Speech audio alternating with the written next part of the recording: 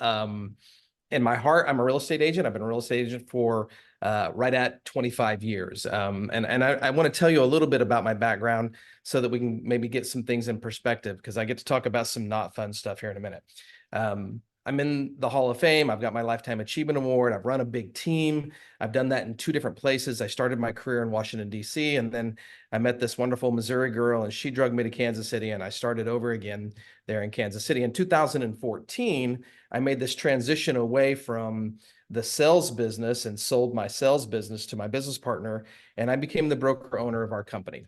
And in that time, I grew that company from about 35 agents in one office to about 140 agents in 2 offices. And we did that by training and developing talent. I think that my number one job as a real estate broker is to help our agents sell more real estate.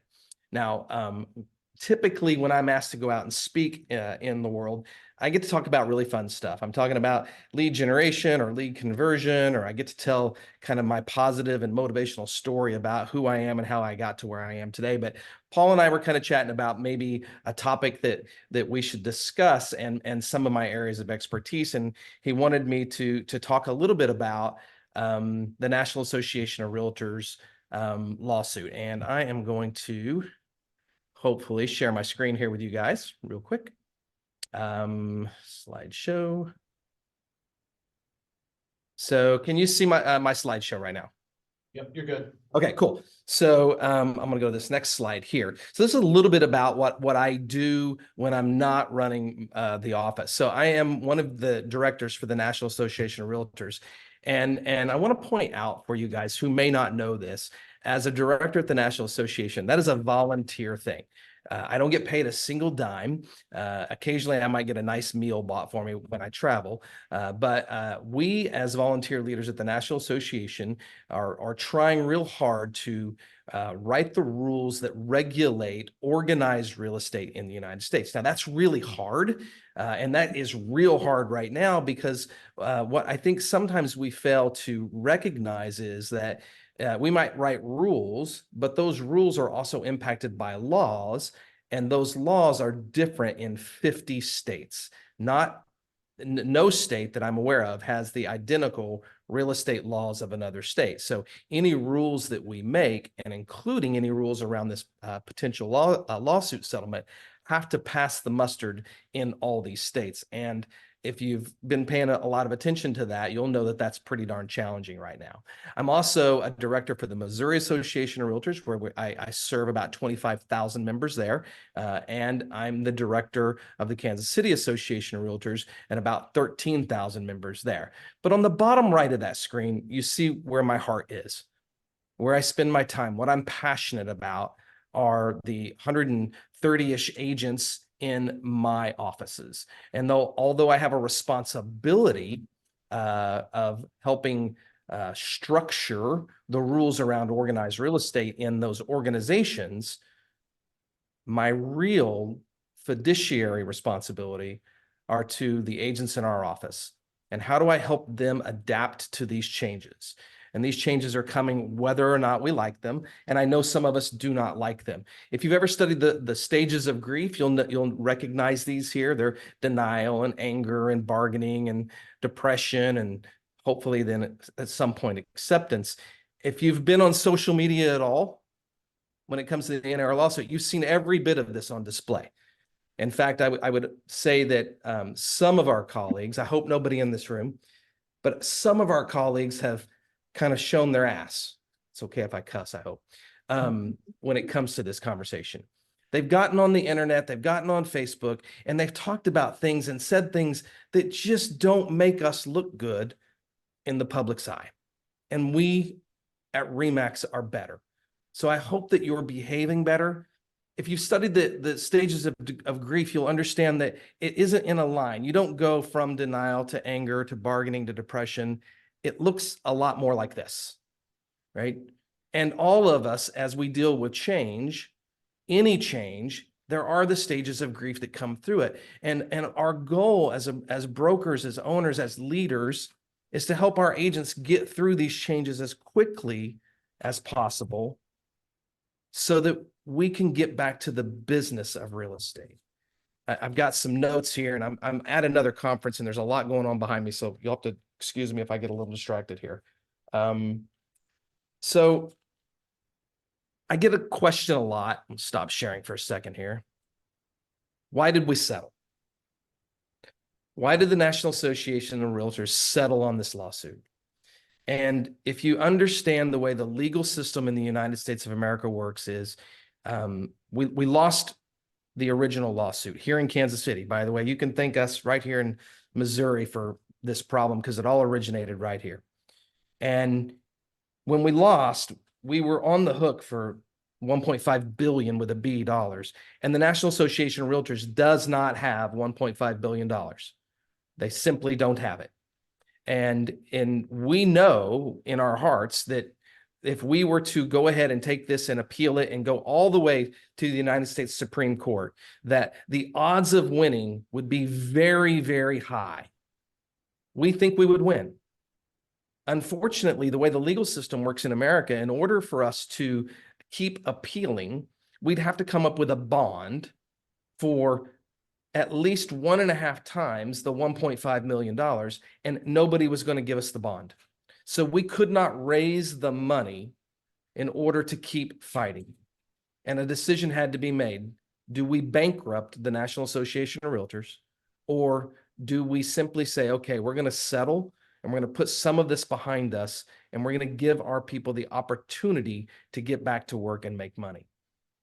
I had a great conversation with some agents in Kansas last week about the world of buyer's agency when it came around about 35 years ago. And they were laughing that at that time, many of us in our industry panicked and thought, oh my God, buyer's agency is coming around. I'm going to have to pay buyer's agents. My income's going to go down. I'm going to have to get out of business. The world's going to end. And that simply wasn't true. We adjusted because that's what professionals do. Professionals adjust to the circumstances that are around them.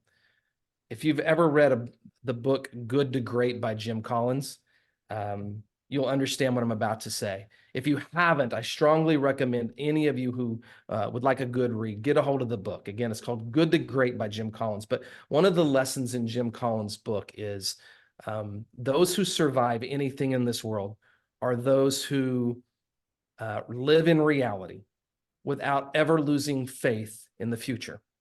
And where I am, and where I'm trying to get you, and where I'm trying to get the 130 agents that I'm responsible for leading, is living in, this is our reality.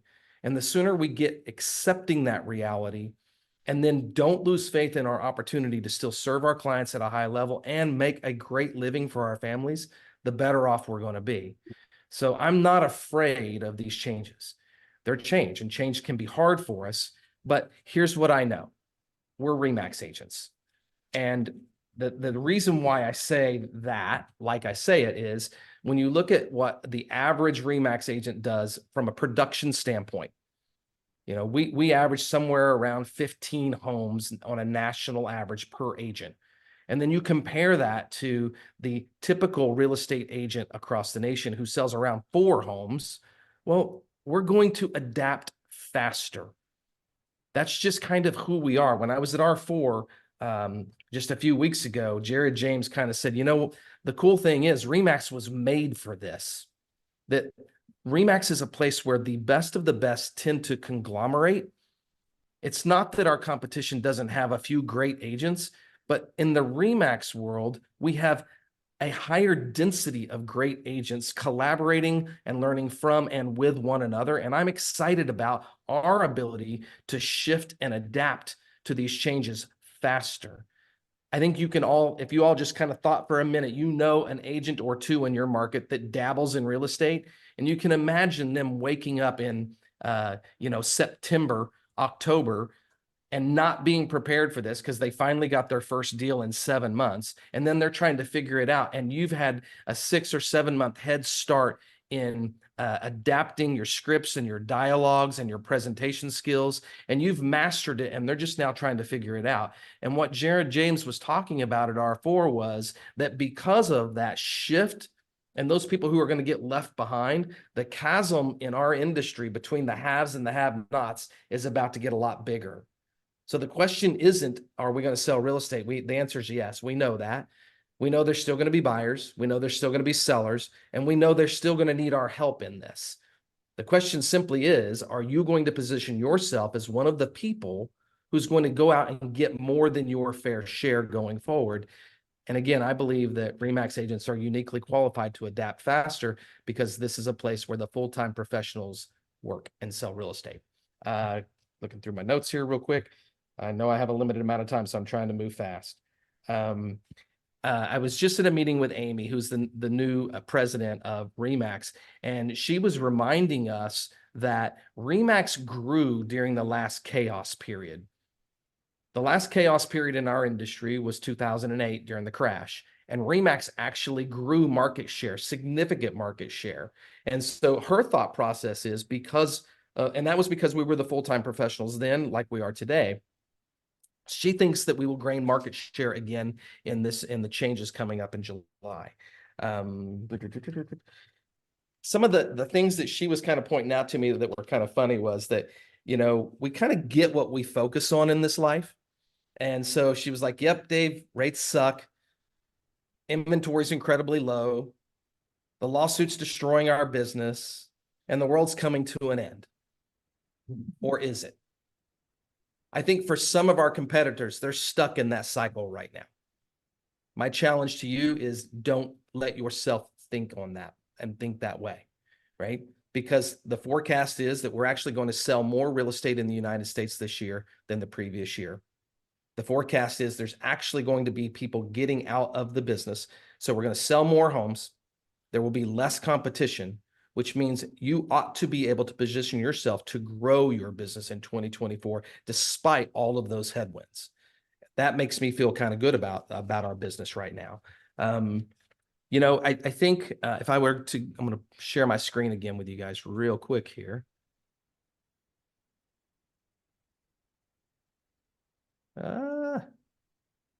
Maybe there.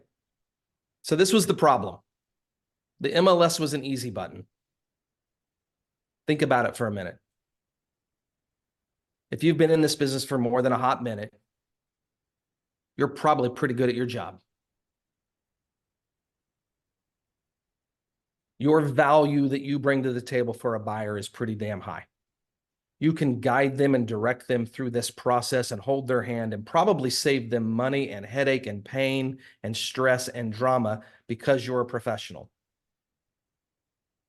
Think about a few minutes ago when I was asking you to kind of reflect on somebody you knew in the marketplace that sells a handful of homes, and we can just kind of picture them waking up next month or 6 months from now and not really knowing what the heck's going on.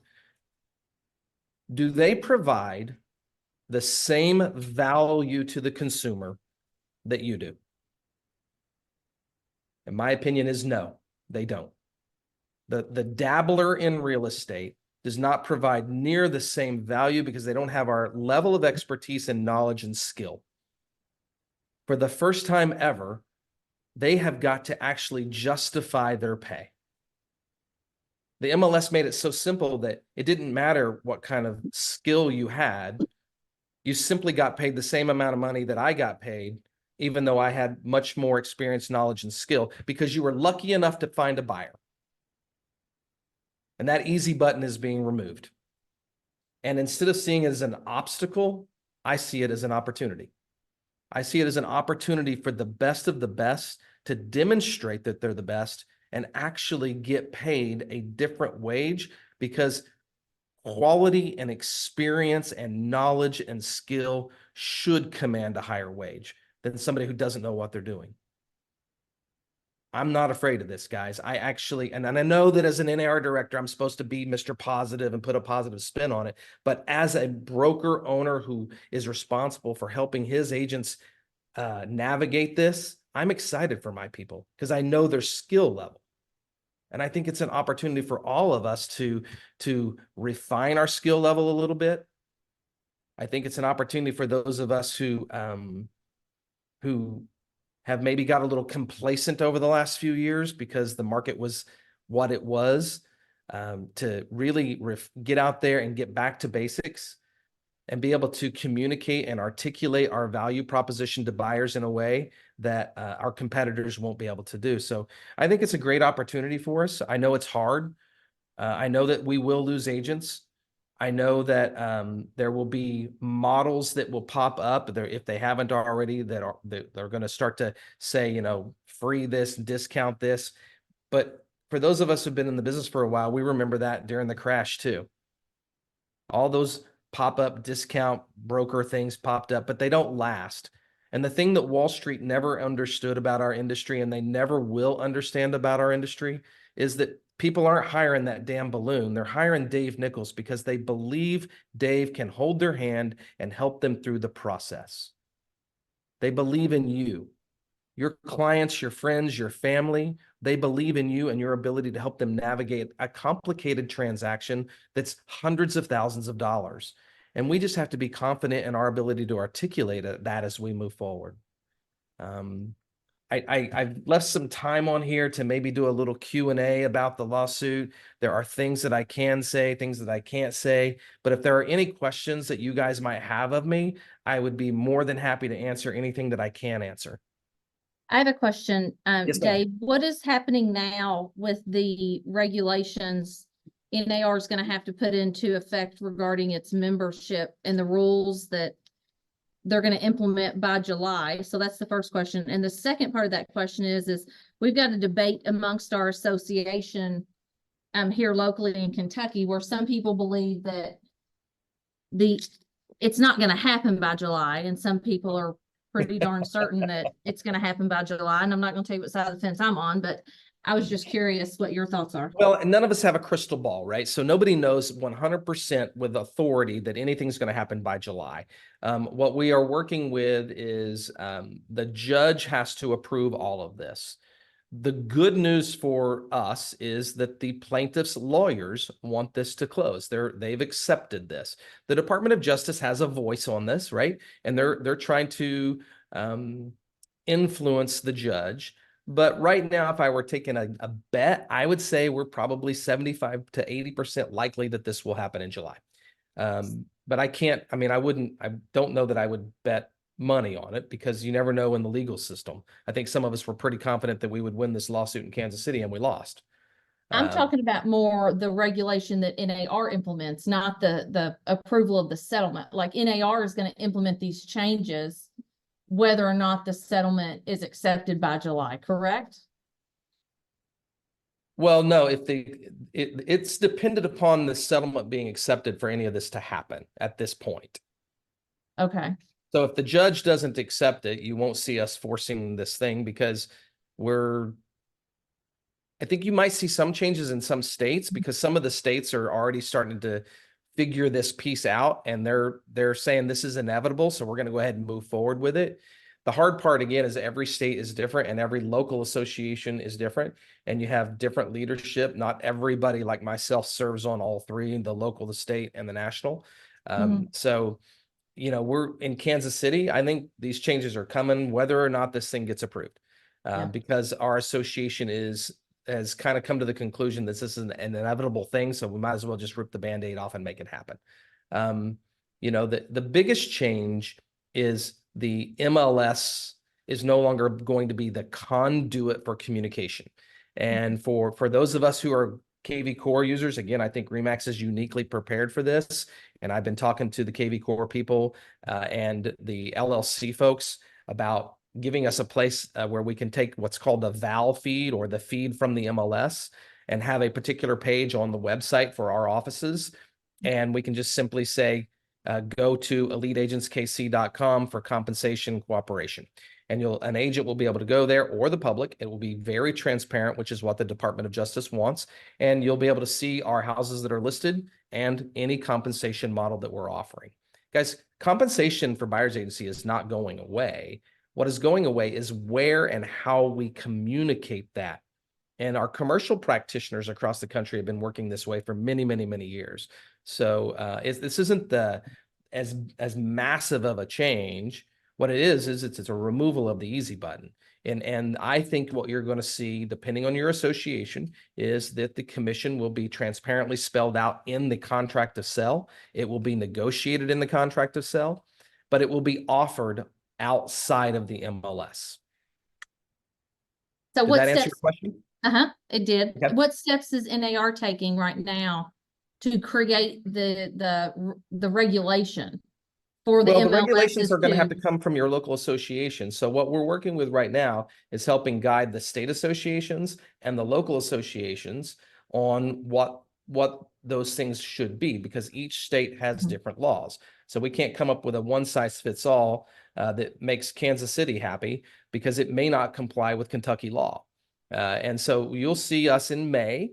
We have our big annual meeting in Washington, D.C. in May, and there will be a lot of this work that kind of comes to a head and comes out of that May conference.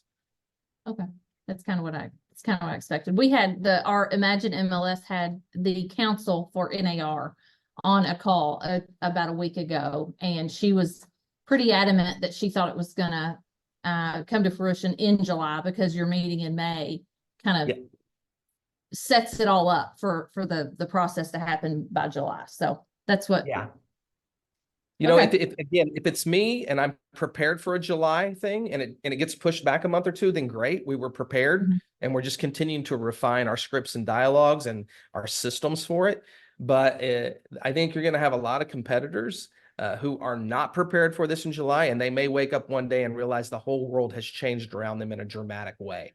So to Yes. me, it's just about get prepared now, start working on your scripts and dialogues. You know, the thing that I'm advising my agents to is you need to know exactly what you're going to say and how you're going to say it when the conversation comes up with the consumer.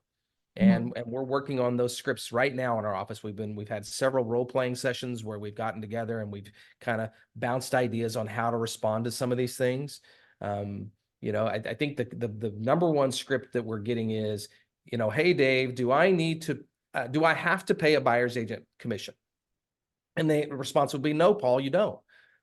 But if you don't offer compensation out there to the buyer's agents of the world, then what you and I need to talk about is, how are you going to compensate me differently?